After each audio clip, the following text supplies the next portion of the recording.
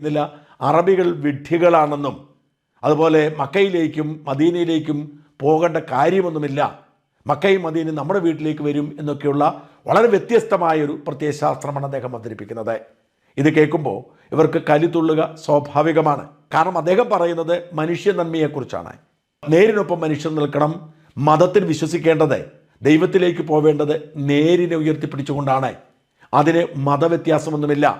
നേരിനൊപ്പം നിൽക്കുന്ന ശുദ്ധഹൃദയാലുക്കൾ ഹിന്ദുക്കളായതുകൊണ്ട് അവർക്ക് വേഗത്തിൽ സ്വർഗം കിട്ടും എന്ന് അദ്ദേഹം പറയുമ്പോൾ ഇത് തുറന്നു പറയാനുള്ള ധൈര്യത്തെ അഭിനന്ദിക്കാൻ നമുക്ക് സാധിക്കുന്നില്ല.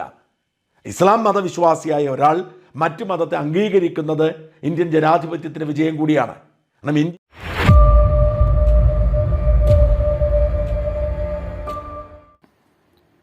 അസ്സലാമു അലൈക്കും വറഹ്മത്തുള്ളാഹി. പ്രിയമുള്ളവരെ, നമ്മുടെ റഹ്മത്തുള്ള കാസിമിയുടെ ഒരു ഇസ്ലാമിൻ്റെ എല്ലാ കാര്യങ്ങളും ഖുർആനിൽ വന്ന കാര്യങ്ങളെയും തള്ളിയും കൊണ്ട് അദ്ദേഹത്തിന് ഇഷ്ടം വന്നതുപോലെ സോഷ്യൽ മീഡിയയിൽ അദ്ദേഹം സംസാരിച്ചതിനെ ഇട്ട് മറ്റുള്ളവരെ കേൾപ്പിച്ച് അതിനെ മറ്റുള്ളവർ സന്തോഷിക്കത്തക്ക വിധം ചെയ്യുന്ന ഇദ്ദേഹത്തിൻ്റെ ചില കൂട്ടാളികൾ, ഇദ്ദേഹത്തിനെ തമ്പുരാനാക്കി വെച്ച പല ആൾക്കാർ, അതിൽ പണ്ഡിതന്മാരുമുണ്ട്. ഇദ്ദേഹം പറയുന്ന പൊട്ടത്തരങ്ങളെയും വെഡ്ഡിത്തരങ്ങളെയും ഇസ്ലാം വിരോധിയായ കാര്യങ്ങളെയും മക്ക മദീന പോലെയുള്ള കാര്യം, അതുപോലെ മഹദി ഇമാമിൻ്റെ കാര്യം, മഹദി ഇമാമിൻ്റെ വിഷയത്തിൽ മഹദി ഇമാമിനെ ഹിന്ദുക്കളാണ് ഇവിടെ സപ്പോർട്ട് ചെയ്യുന്നത്, അറബികൾ എതിർക്കുന്നു എന്നാണ് പറയുന്നത്. ഇതുപോലെയുള്ള ഒരുപാട് കാര്യങ്ങൾ ഇദ്ദേഹം പറയുന്നു. അത് ഒന്ന് രണ്ട് നിങ്ങൾ കേൾക്കാം. അതിനെ നമ്മുടെ മറുനടൻ മലയാളി ഷാജൻ സ്കരിയ അദ്ദേഹത്തിന് നല്ല ആളാണെന്ന് സർട്ടിഫിക്കറ്റും കൊടുക്കുന്നു. അപ്പോൾ ആരാണ് ചെയ്യുന്നത്? മറ്റുള്ളവർക്ക് ഇതിൽ എന്താണ് അവകാശമുള്ളത്? ഈ ഷാജൻ സ്കരിയക്ക് ദീനിനെ പറ്റിയോ അതല്ല അദ്ദേഹത്തിൻ്റെ മതത്തെ പറ്റിയോ എന്തെങ്കിലും ഒരു ചുക്കും അറിയാമോ? അതുകൊണ്ട് റഹ്മത്തുള്ള കാസിമി പറയുന്ന ഒന്ന് രണ്ട് വിഷയങ്ങൾ നിങ്ങൾ കേൾക്കാം. അറബികളെപ്പോലത്തെ വിഡ്ഢികൾ ലോകത്തില്ല. അറബികൾ മുഹമ്മദ് നബിക്കെതിരാണ്, ഇസ്ലാമിനെതിരാണ്, ഖുർആനെതിരാണ്. ആധുനിക അറബികൾക്ക് മുസ്ലിങ്ങളെ രക്ഷപ്പെടുത്താൻ കഴിയില്ല. ഇമാം മഹദി വന്നാൽ മഹദി ഇമാമിന്റെ ഏറ്റവും വലിയ ശത്രുക്കൾ അറബികളായിരിക്കും. ഇതൊക്കെ പഠിച്ചോളൂ. ഇമാം മഹദിയുടെ ഏറ്റവും വലിയ അനുയായികൾ ഇന്ത്യയിലെ ഹിന്ദു ജനങ്ങളായിരിക്കും. ഇതൊക്കെ നിങ്ങൾ എഴുതി വെച്ചോളൂ. നിങ്ങളുടെ പല സംഘടനകളും മഹദി ഇമാമിനെതിരായിരിക്കും. കൂട്ടത്തിൽ ഞാൻ പറയാണ്, മഹദി ഇമാമിന്റെ കൂടെ നിൽക്കുക ഇന്ത്യയിലെ കോടിക്കണക്കായ ഹിന്ദുക്കളായിരിക്കും. അതിന് സപ്പോർട്ടായി ഷാജൻ സ്കരിയ പറയുന്നത് അദ്ദേഹം നല്ല ഒരു ചിന്തകനാണ്, നല്ല വിഷയമാണ്, നല്ല കാര്യമാണ് അദ്ദേഹം പറയുന്നത് എന്നാണ്. ഒരു മതപണ്ഡിതൻ ഇതുവരെ പറയുന്നതും കൂടാതെ ഒരു മതപണ്ഡിതൻ ഇസ്ലാമിനെ അതല്ലെങ്കിൽ ഏത് മതത്തിൻ്റെ ആളാണെങ്കിലും ആ മതത്തെ പറ്റി പഠിച്ച് അത് തന്നെയാണ് പറഞ്ഞുകൊണ്ടിരിക്കേണ്ടത്. അതിനെ പറഞ്ഞ് മനസ്സിലേക്ക് എന്തെങ്കിലും ആരോടെങ്കിലും അസ്വസ്ഥത വരുമ്പോൾ ആ മതത്തെ തന്നെ തള്ളി പറയുന്നത് അത് കാഫിറിന്റെ ലക്ഷണമാണ്.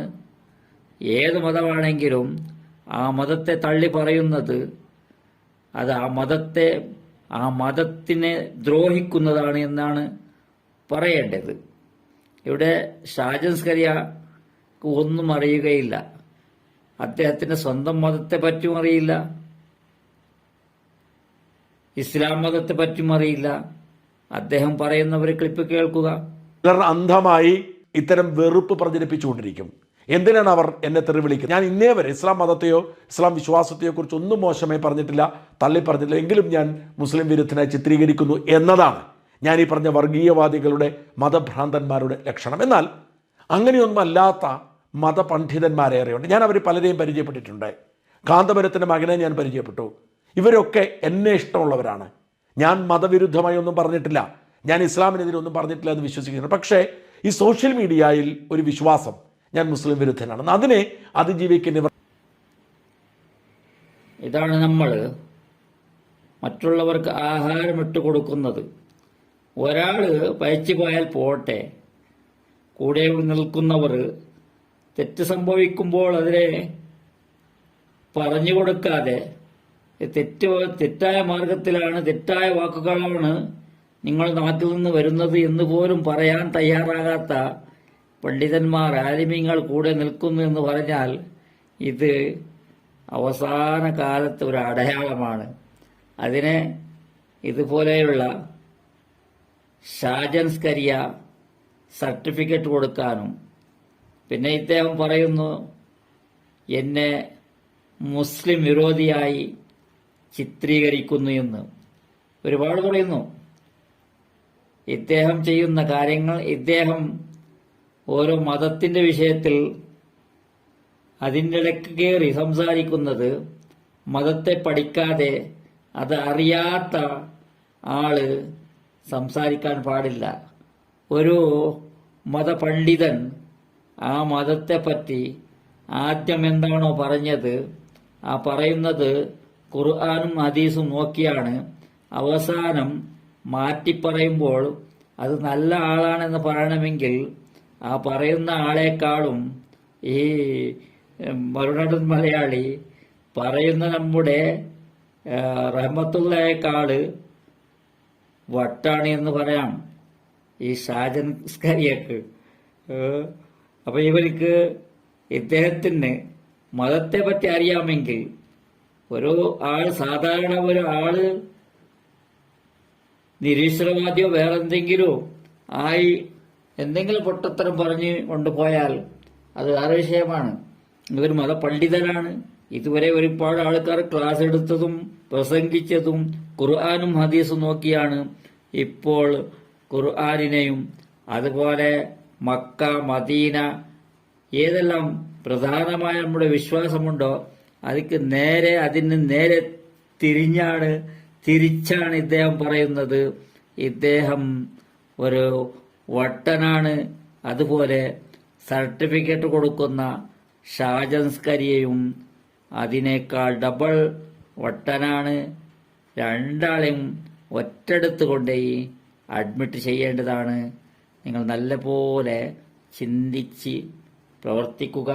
പിന്നെ മറുനാടൻ മലയാളിയോട് എനിക്ക് ഒരു വിരോധവുമില്ല. പഠിക്കാതെ മറ്റുള്ളവരുടെ മതത്തിൽ കയറി സംസാരിക്കുമ്പോൾ ആ മതത്തെ പറ്റി അല്പമെങ്കിലും ജ്ഞാനം വേണം. ജ്ഞാനമില്ലാതെ പറയരുത് എന്നാണ് എനിക്ക് പറയാനുള്ളത്. ഇൻഷാ അല്ലാഹ്. അസ്സലാമു അലൈക്കും. നമസ്കാരം. സ്കരിയക്ക്.